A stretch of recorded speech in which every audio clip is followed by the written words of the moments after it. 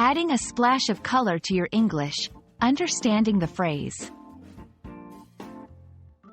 Hello everyone. Today, we're going to explore the colorful phrase, splash of color. It's a phrase that adds vibrancy not only to language but also to our understanding of English expressions.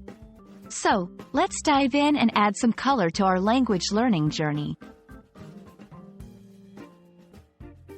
Splash of color is an idiomatic expression used in English.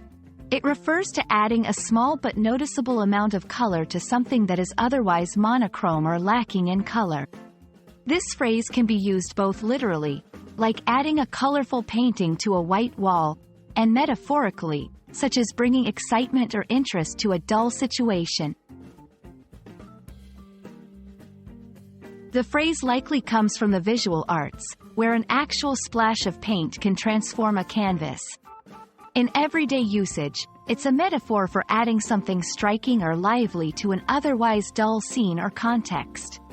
For example, the red scarf really added a splash of color to her black and white outfit. Let's see how this phrase works in different sentences.